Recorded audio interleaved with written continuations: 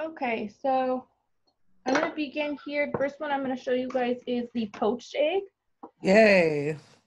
So what I have here in the pot is just water, a little splash of vinegar, and some salt. Okay, the vinegar Okay. isn't 100% necessary, so if you don't have it, don't stress, just water and salt will be just fine. And you can see the water, I just had it warmed up. I know it's hard to see on camera, but it's just barely steaming. There's no movement to the water. It's not boiling, barely moving, okay? So that's what we want. So what I'm going to do is I'm going to crack my egg and I'm going to set it as close to the water as I can get without touching it. And I'm going to drop it very slowly. Just like that. Okay. Now, the older the egg is, the more it'll spread out. So you can tell that this one is a pretty old egg, but that's okay. Okay. Remember that this is just for practice. And so what I'm going to do is I'm just going to leave it alone. All right. I'm not going to touch it. You could see already that the whites are moving just on their own. That's what we want. It will do all of the work for you. All right. So we're just going to let this sit. Now the poached egg will take a couple minutes. I would say about 3 to 4 minutes in that water. You can still see right here in the center that those whites are not quite set up. It did set up a little bit around those edges. But what we're looking for is for those whites to be set there in the center. All right, like I said, it will do all the work for you. There's no need to mess with it or bother it. No need to stir. Okay, make sure you are watching the heat though. Like I said, we don't want a rapid boil. There's a perfect temperature right here. Okay. I do see a little bit of bubbles forming. I'm just going to keep an eye on those.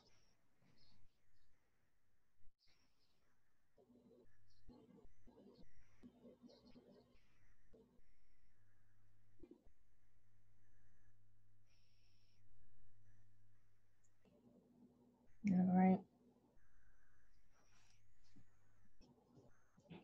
Here next to me, I have a slotted spoon. All right, so when my egg is ready to come out of the water, you make sure you have that slotted spoon with you, so you don't want to scoop up any of the water with it. You just want to get just that egg.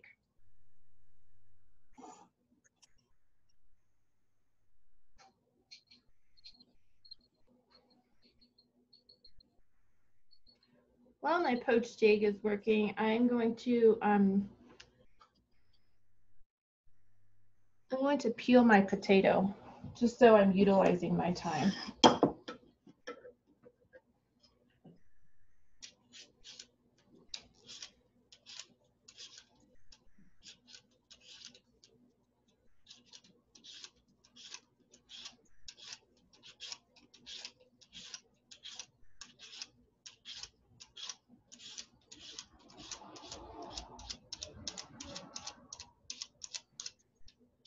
My poached egg is just about there.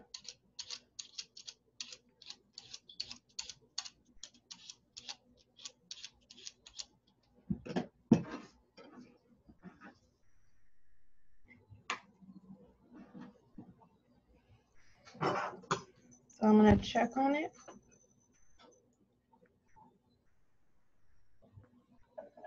It's got a little bit more.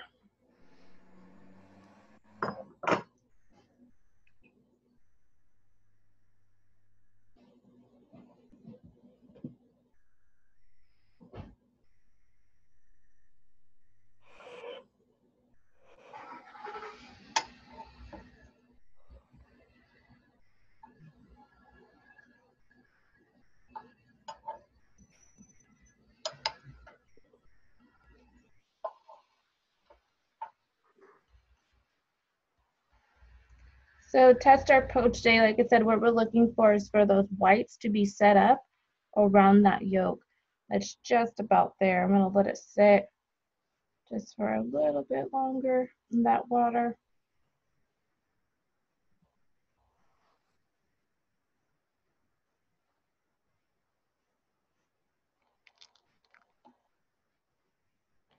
what we're testing for is for those whites to be set up around that edge. Your yolk for a perfect poached egg should be nice and runny, and this is, right? So my poached egg is ready. I'm just gonna let any excess water drip off. And I'm just gonna go ahead and gently lay it out, just like that. And garnish it with a little bit of pepper on top. All right.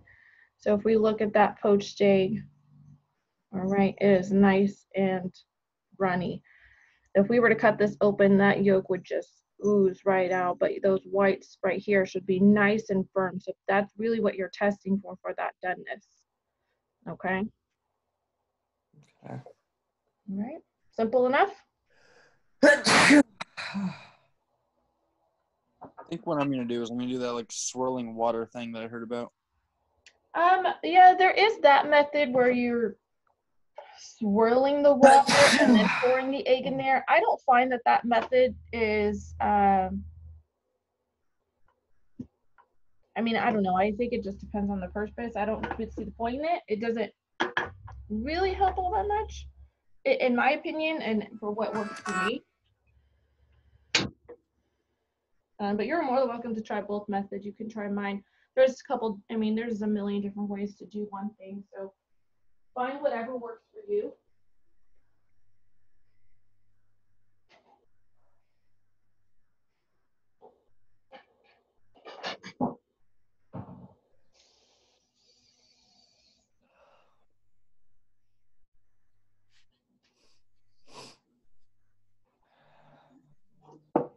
All right. And over here, I have, I'm gonna move on to the hash browns. So I have my pan heating here, and I'm gonna add my vegetable oil to that pan. All right, there's a couple different ways to do a hash brown also.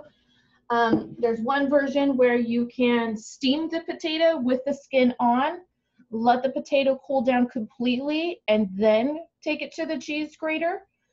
This method is supposed to make the cooking of the potato a lot faster. Because I know you guys have a raw potato, I'm gonna show you how to do hash browns from a raw potato, okay? What if I don't have a grater? Um, Way to cut it? I don't think we have one. I don't know, we'll work it out. Okay, sorry about that. I just thought about that. That's okay. Knife skills would be my next best guess. Cut them by hand. Yeah.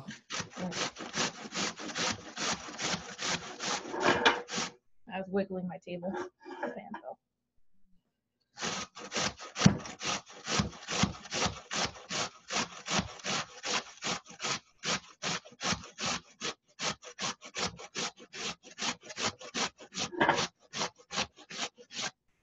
So my potato here is pretty big.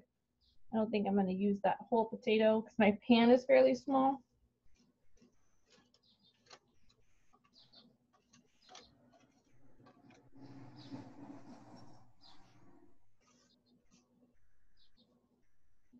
All that potato out of there.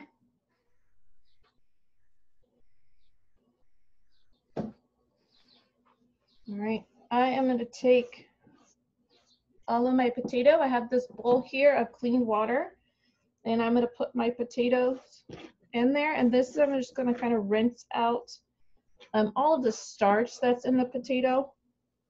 You're going to see my bowl here of the clean water. It's going to look fairly cloudy here in a second. So if we look closely at that water, you see how cloudy it got? That's all that starch from the potato. All right, so I'm just going to move that potato within the water. I'm going to take it over to my sink here. I know you guys aren't going to be able to see it, but I'm just going to drain out all of this cloudy water, put clean water back in it, give it another rinse.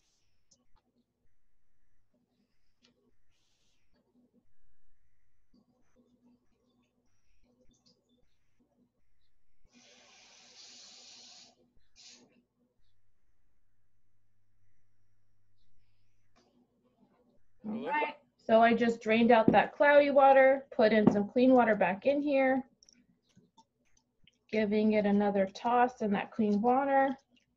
You'll see this one is a little bit less cloudy than that first batch. All right, now I'm gonna go dump this.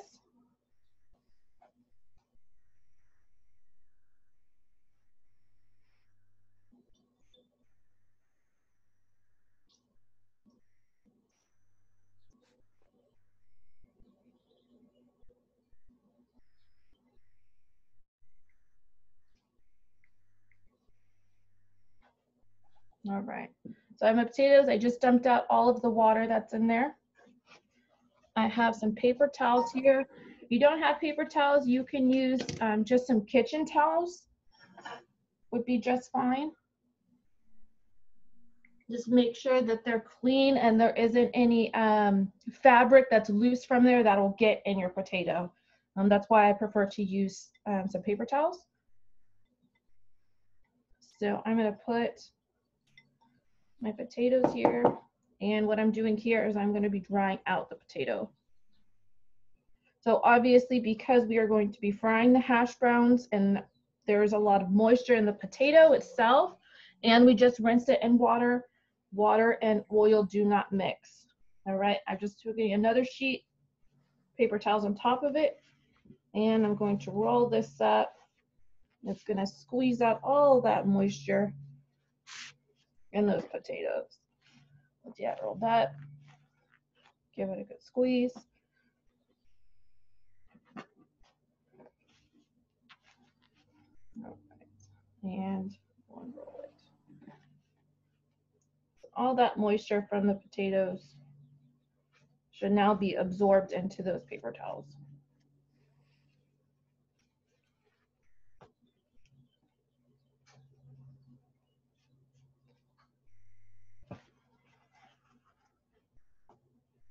And now I'm going to put this back in the bowl. All right, now they're nice and dry. Okay, we're gonna add our seasoning, salt, and some pepper. Give that a toss.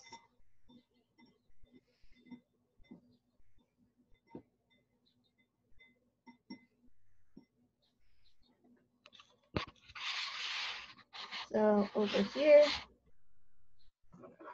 I had my pan heating up while I was working, so my oil is nice and hot. Okay.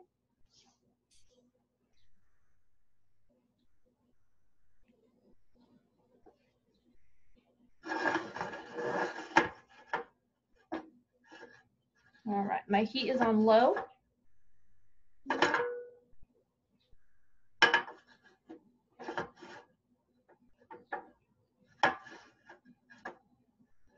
I doesn't want to stay in the center.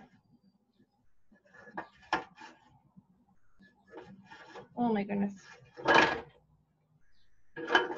See, this is why I can't be a YouTube star, Nick. So you wouldn't make these mistakes.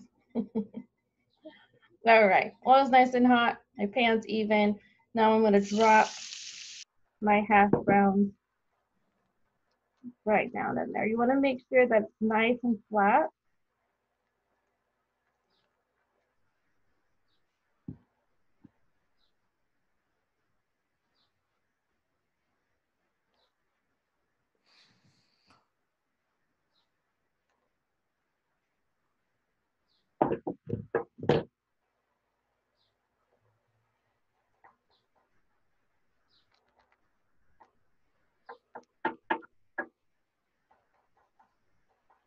All right, so I don't have that much potato in there. I didn't quite use all of even that half.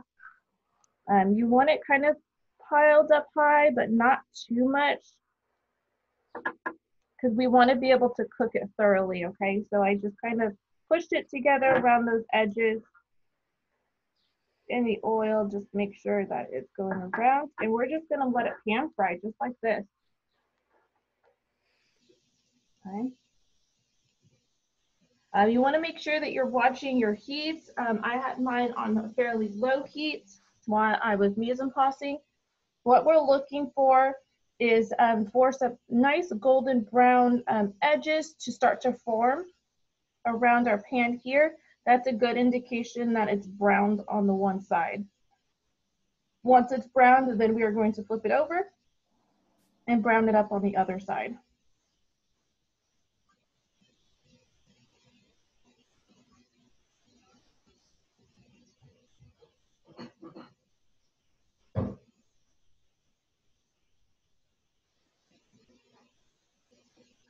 You guys eat a lot of hash browns?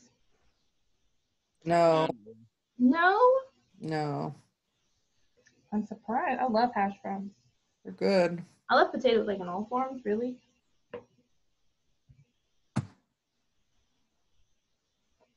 More of a toast kind of guy. No breakfast potatoes? Nah. That might change though. I never made these before. Yeah, they're pretty good.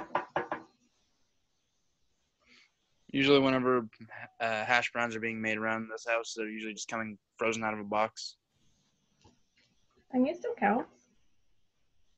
I do think that the frozen ones, I do think they brown up a little bit more evenly. And what you could do, you could actually have frozen these potatoes. Once you dried them, you could lay them out flat on a sheet tray, freeze them, and then went ahead with your seasoning and pan frying them.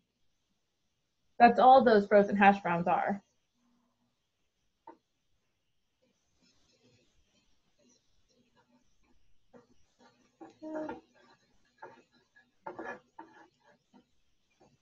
I'm gonna let those continue to work. These are gonna take several minutes. These are gonna take a little bit longer than even that poached egg did. So while those are cooking, you always wanna utilize your time. Don't stand and just cook one thing. Learn to multitask.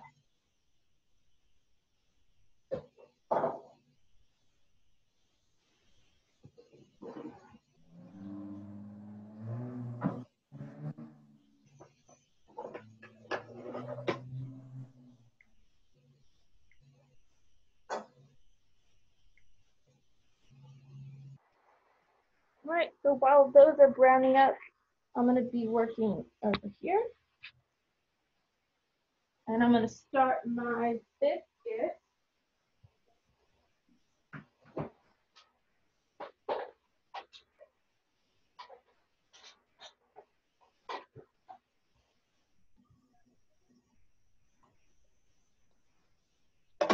So I have my pastry cutters here.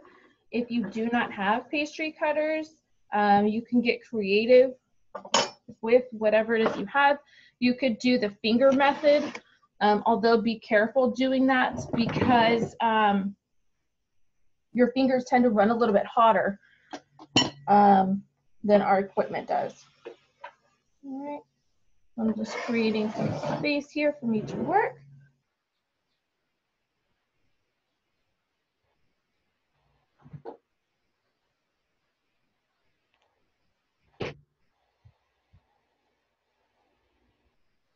So I had all my mise en place ready. So one thing about biscuits, you want to make sure that your butter stays nice and cold. So although I had everything ready to go, I kept this in the refrigerator until I was ready to work with it. All right. I have all my dry ingredients here, my flour, baking powder, salt, sugar, all of that is in this bowl. So I'm just kind of going to toss it together a little bit.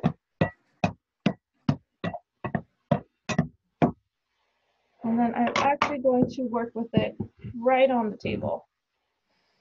Make sure you have a nice clean surface to work with. All right. I'm going to put all of my butter right on those dry ingredients. And I'm going to start to cut the butter into the flour. All right, the size that we're looking for as far as the butter goes is about the size of a pea.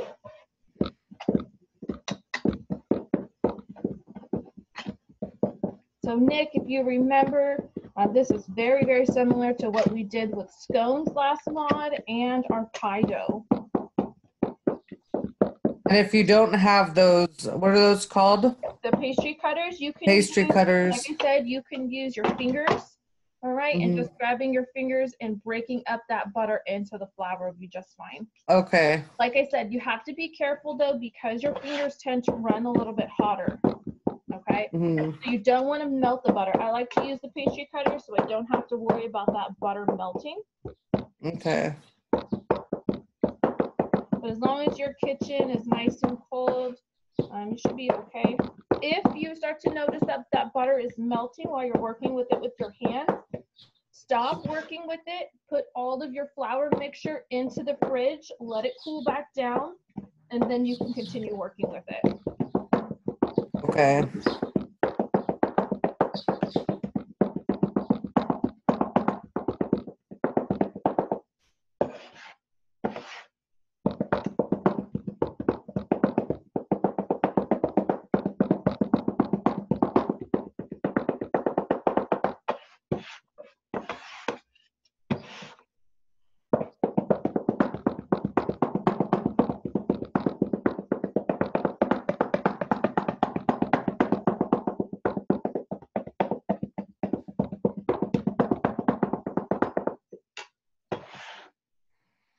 Alright, so I'm just gonna check the size of my butter here. Still got a little bit more ways to go. I'm almost there though.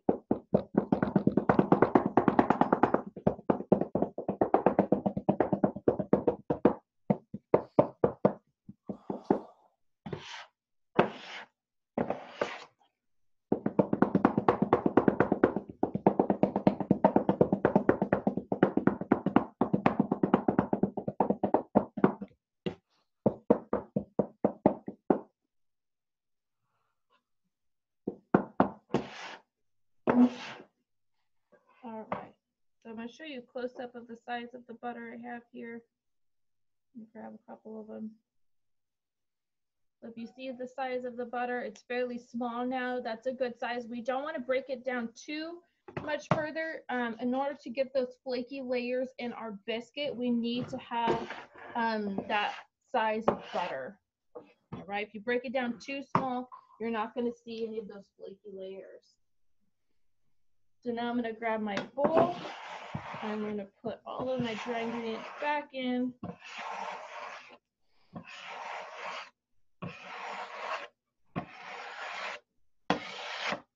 Okay.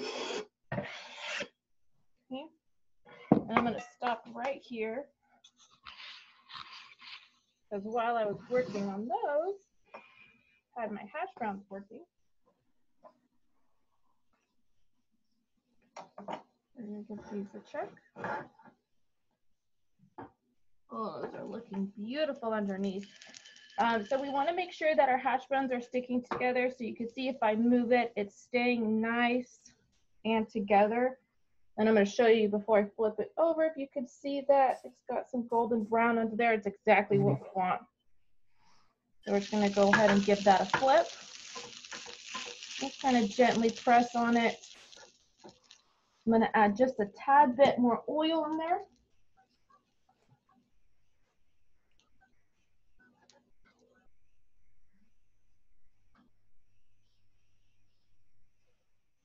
Just like that. Let that oil run.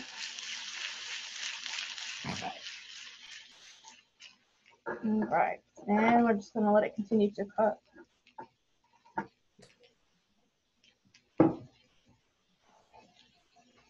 So you can see that nice golden brown around that top. Right, exactly what we want.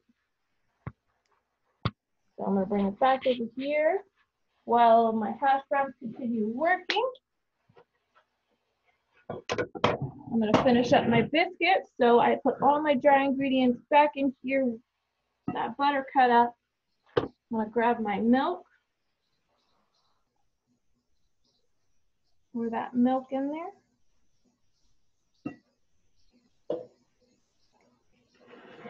And just kind of give this a stir until most of that milk is absorbed by the flour.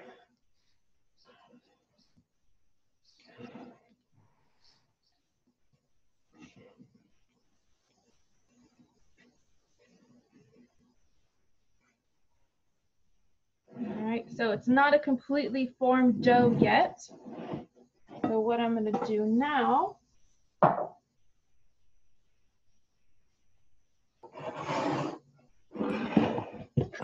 is I have some extra flour here. I'm just going to sprinkle it down on my table.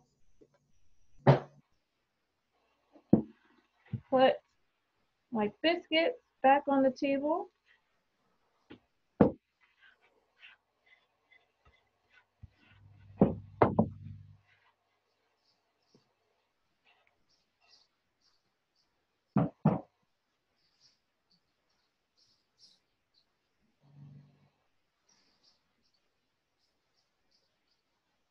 Like that.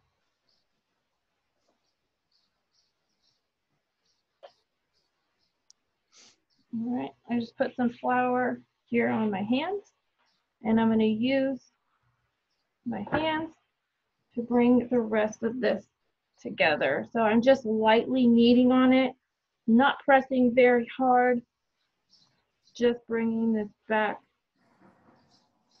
into a dough.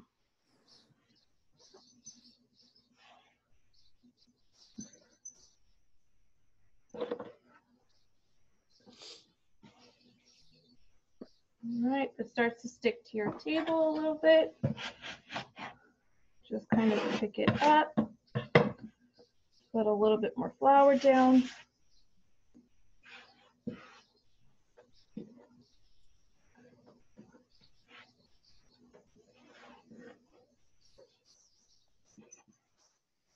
And you don't want to overwork your biscuit dough. Just bring it together until it looks like a good dough. So if you see a little bit of that flakiness there, just bring it together.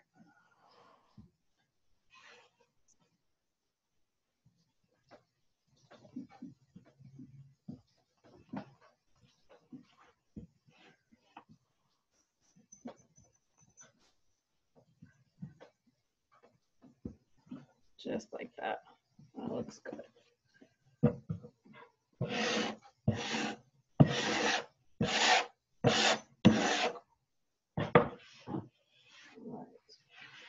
Now put that flour down, put that down. I'm going to grab my rolling pin. If you don't have a rolling pin, use anything that you can roll. So a sauce bottle, something that is already in the kitchen, like don't use a hairspray bottle or anything. I think I'll be using a wine bottle. That's fine. Wine bottle, a cup, anything that you can roll.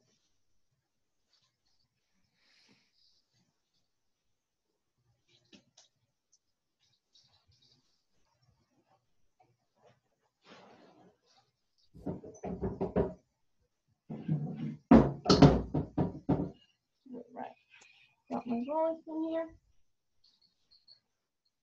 Sprinkle a little bit of flour.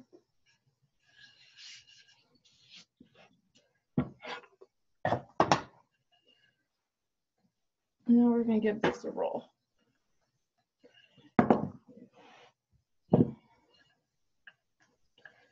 So you don't want to go too thin. If you go too thin, you're not going to produce as much layers because your biscuit will be very short. So we want to keep it rather on that thicker side so we have nice tall biscuits.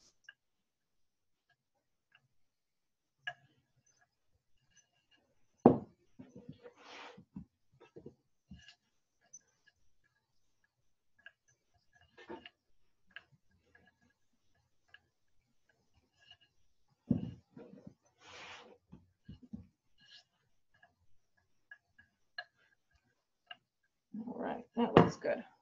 Okay. So before I cut this out,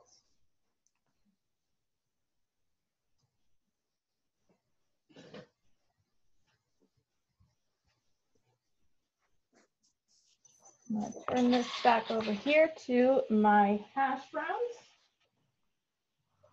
And grab my plate here.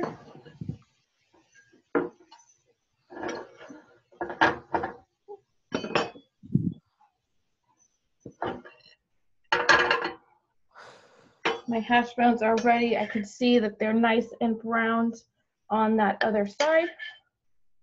And they should come out nice and clean. So as long as you have enough oil in there, it shouldn't stick and it should be nice and together. All right. So there was those hash browns. The camera doesn't show actually how beautifully browned these are. But that's what you're looking for is your hash browns.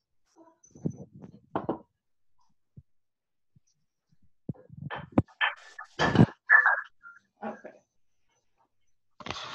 And then back over here. Now we're going to finish off these biscuits. I have a round cutter here.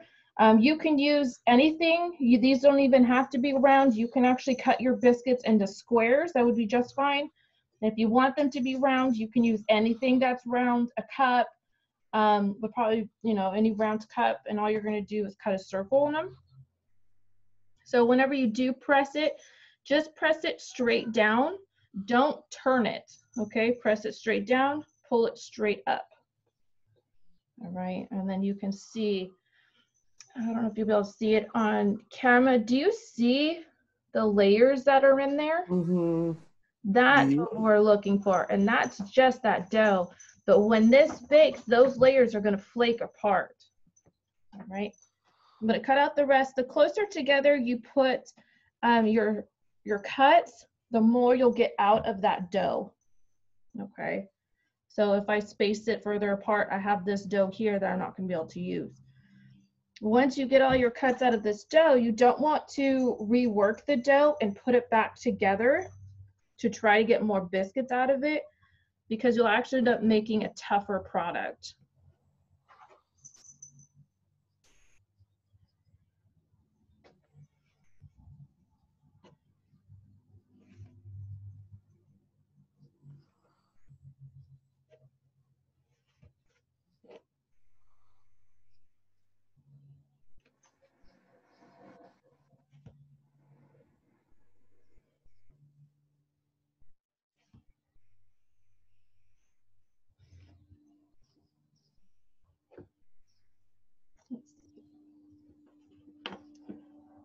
Let's see if I can squeeze these together.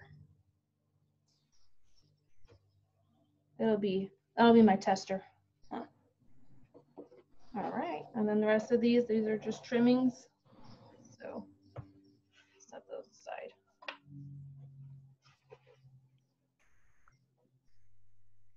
All right. So I have my sheet tray here. Put my biscuits here on my sheet tray.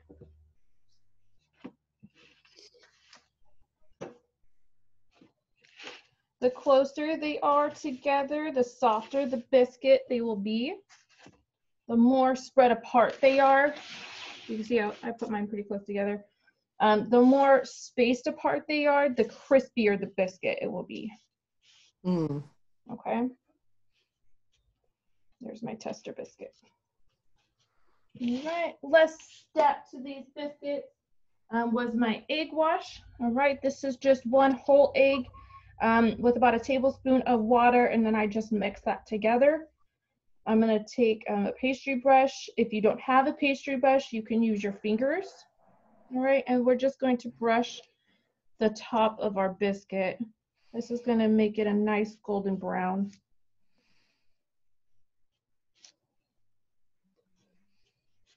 Like I said, if you don't have a pastry brush and you just have your fingers, you can use your fingers just to spread it on there. Okay.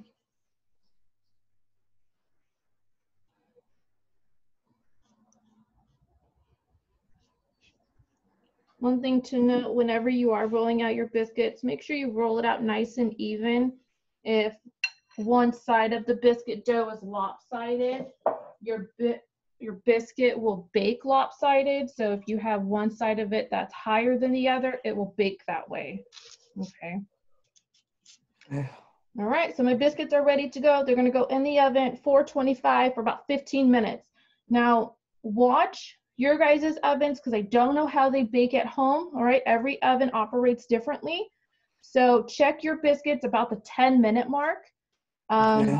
And if they appear to be nice and golden brown on the tops, bottom, you have flaky layers, they're done.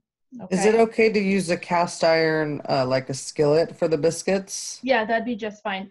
Just do Okay. some pan spray on the bottom of it or some shortening Okay. on the bottom of it, just so it doesn't stick. Okay. So whatever you have will work just fine. I'm gonna put these in the oven.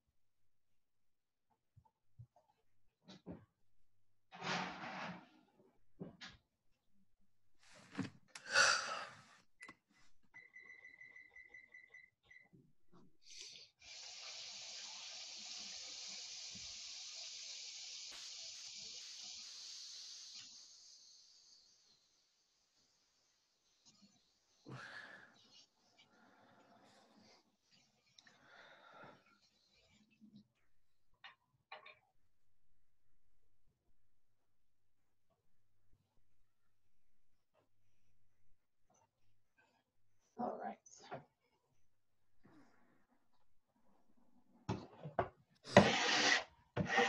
And when should we have everything cooked by? Because there's a lot of things to cook.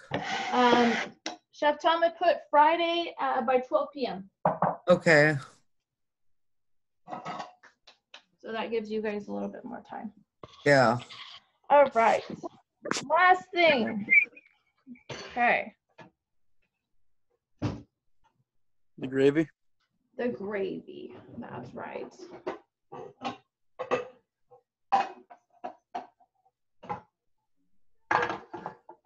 I'm gonna get another one.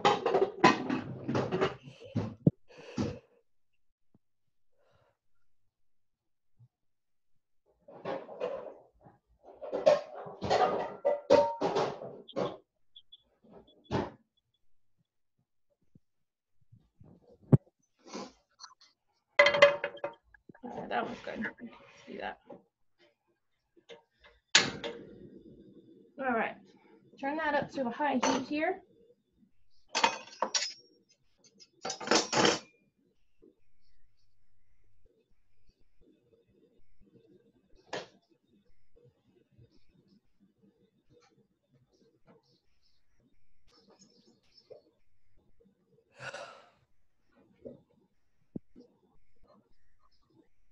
You guys did get sausage for your gravy? Yes. Okay. All right. So I'll show you a sausage gravy.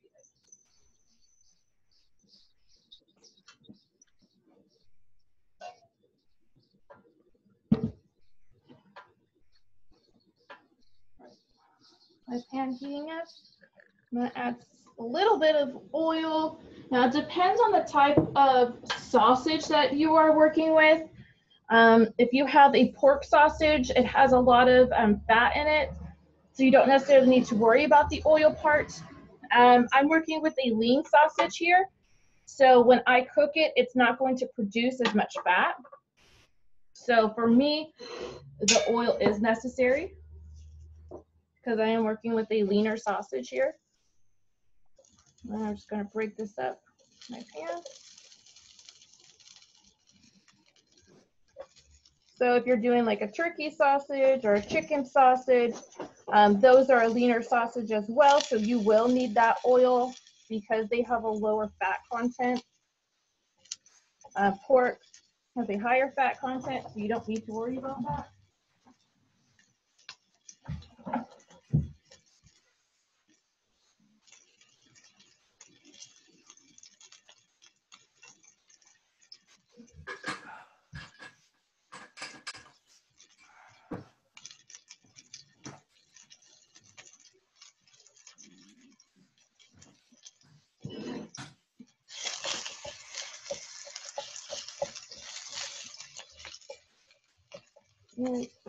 Break up that sausage.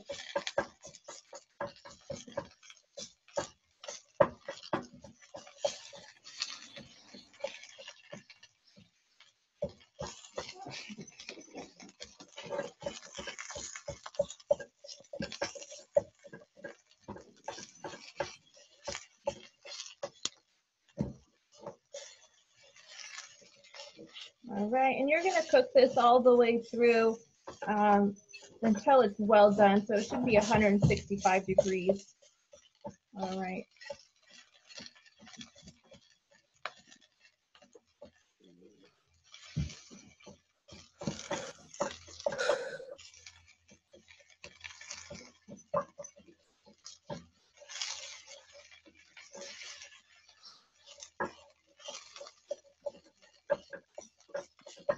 So once you have it well browned, you're then going to create your roux in the pan. All right. So I'm going to add the butter directly to my sausage, and I'm just going to melt down that butter. I'm going to turn my heat down just a little bit.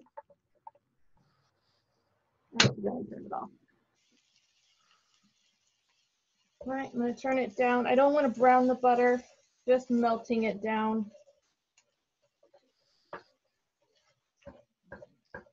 If your sausage created a lot of fat, you may not need to use all of the butter that the recipe calls for, or you may need to end up using more flour, okay?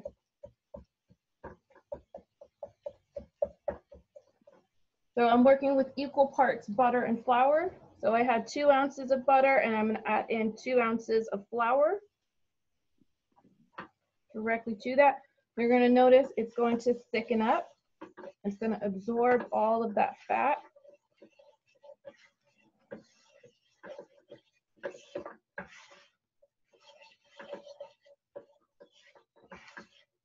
All right, so now it's like this nice paste. And now I'm going to incorporate a little bit of milk, just a splash, and you're going to stir that in.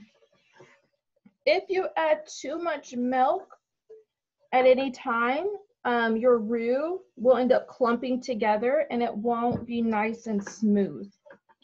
All right, we shouldn't see any lumps except for the sausage.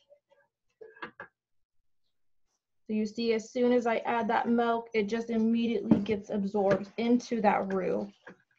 All right, and we're going to keep doing this until we reach the desired consistency that we want. Again, just adding a little bit of that milk at a time.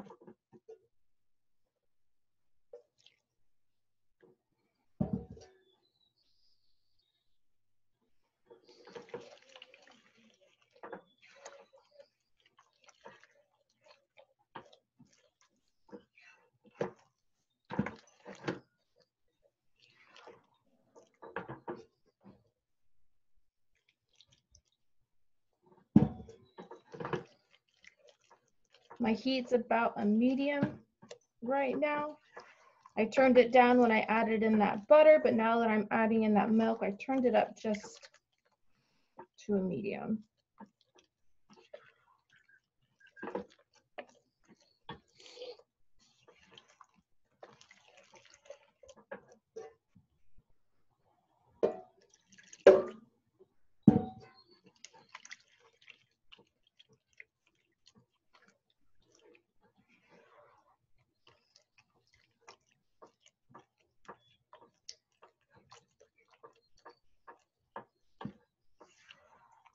You guys like biscuits and gravy? Yeah, I love biscuits and gravy. Yeah, I never really tried them before I came to the school, and then I had the one, the previous garde manger class did, and it like I'm excited to actually eat biscuits and gravy again. I am so surprised. I've had some students where they've not liked biscuits and gravy. I'm like, what? You obviously have never had it the right way, because it is amazing. Yeah, we grew up on them. My aunt used to make it every weekend. It was like a treat when I would come over to her house. Ah, Mm-hmm. Southern style. yeah. So you could get, I mean, the gravy part is pretty versatile as far as what you do with it. It doesn't even have to have the sausage in it. It could just be a biscuits and gravy. It doesn't have to be a sausage gravy. The sausage is the best part. It is, but it isn't necessary for biscuits and gravy. Yeah. It does provide a lot of flavor though. But if you were working with a plain gravy, usually it's just salt and pepper. Fairly simple. When you're working with the sausage gravy, a lot of the flavor is coming from that sausage. But of course, you still need to add seasoning. So you can see now how loose it is. Are you working off the recipes that you sent us? Are you doing the same recipe? I think so. Okay. Um, How much milk have you put in there so far? Because it's well, here's the thing with it. Now, whenever you're working with the roux is always going to continue to thicken up. So even if your recipe says you only need 1 cup of milk, that isn't necessarily 100% true because the roux is always going to continue to thicken. So you may or may not need more milk. Now, let's say you run out of milk and you need it, just substitute it for water. That would be just okay. fine. Okay. My timer went off for my biscuits, so I'm going to set this here and go check on those. All right. It's thin enough that I don't need to worry about it scorching or burning. So I'm okay right now. So I'm going to go check on those biscuits.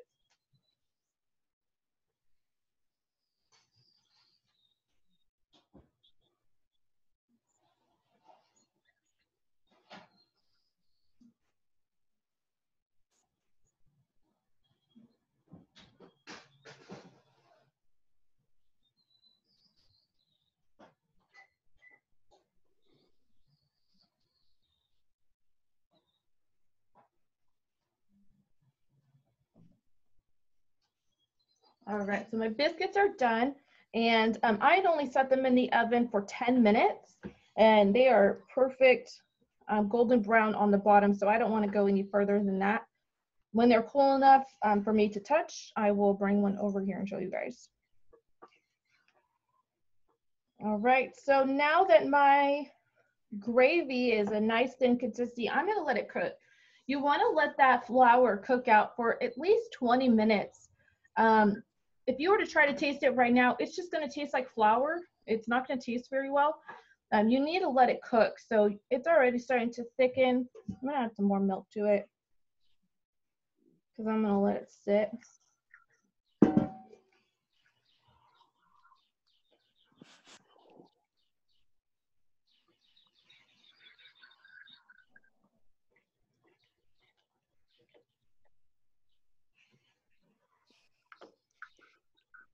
Let that continue to work.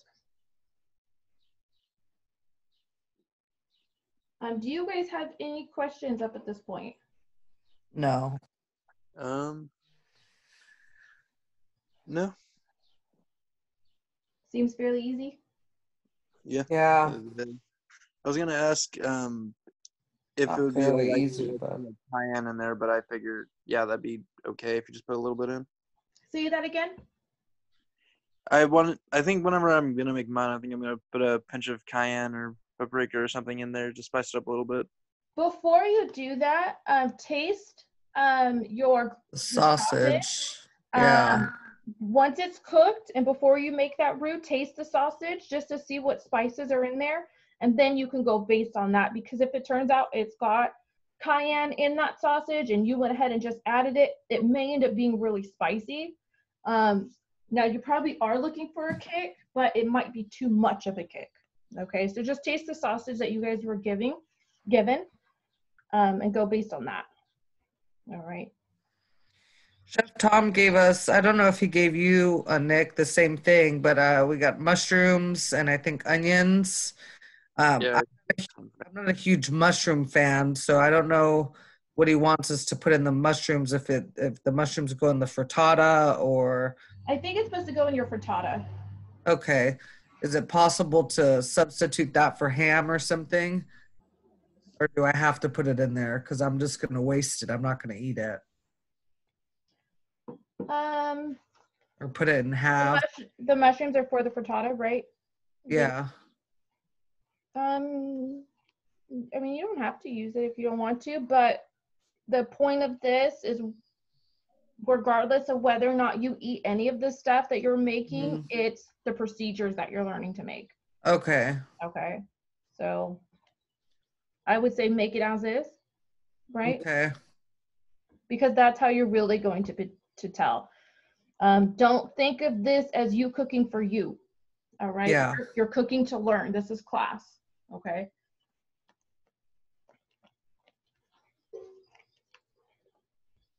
So I just want to keep an eye, keep stirring it, you know, every so often.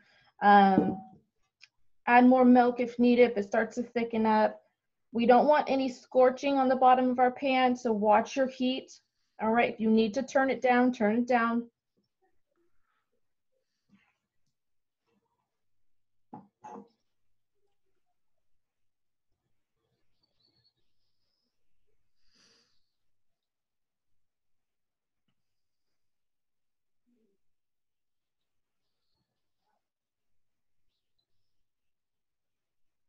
I wish you guys could smell it. It smells so good.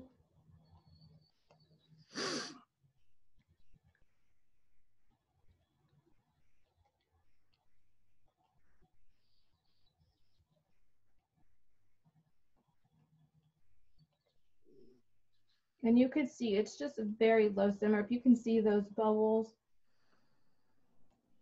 that are forming, that's okay. It's a very low simmer. If it's like rapidly boiling, turn your heat down.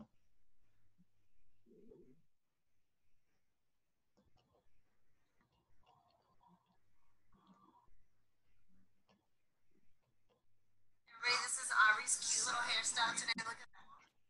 Cute.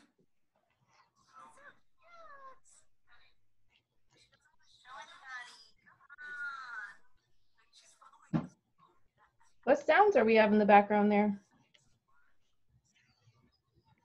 I went on the news real quick. Oh, okay. All right, keep that stirring. I'm gonna go ahead and grab a biscuit. It should be cool enough for me to touch it this way.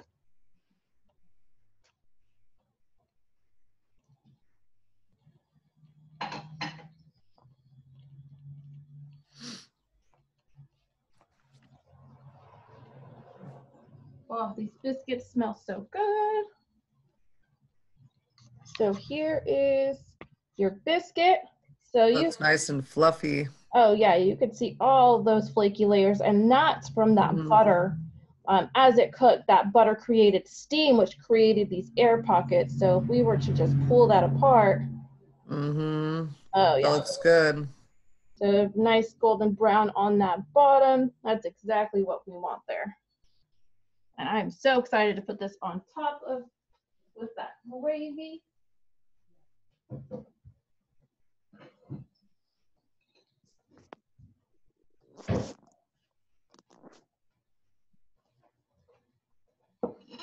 All right. So my heat is getting a little bit high. I'm gonna turn this down.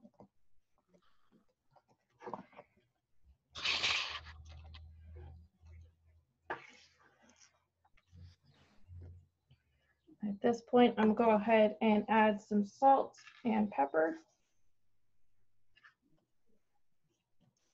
This does tend to need a lot of salt and some pepper in there.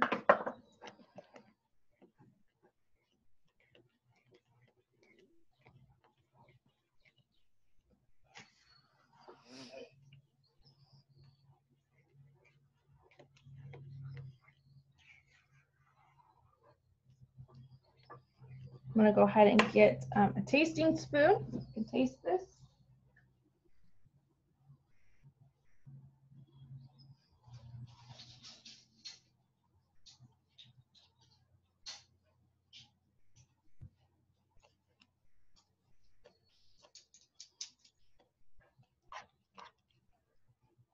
Give that a taste.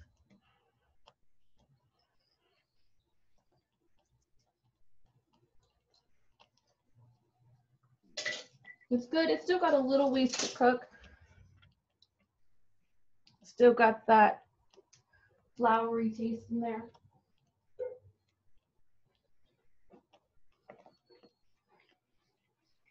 So I'm gonna go ahead and just let this continue to simmer.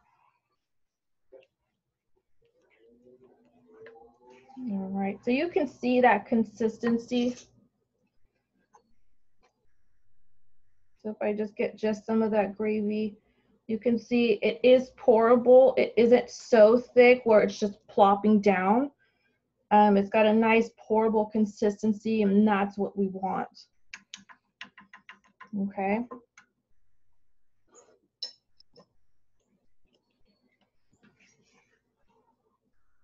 All right. I'm going to go ahead and stop here. The rest of it, I probably have about, I'd say another 10 minutes of simmering my gravy here. Do you guys have any questions? No, not for now. Okay. Yeah, I'm good. I think I got it Okay. covered.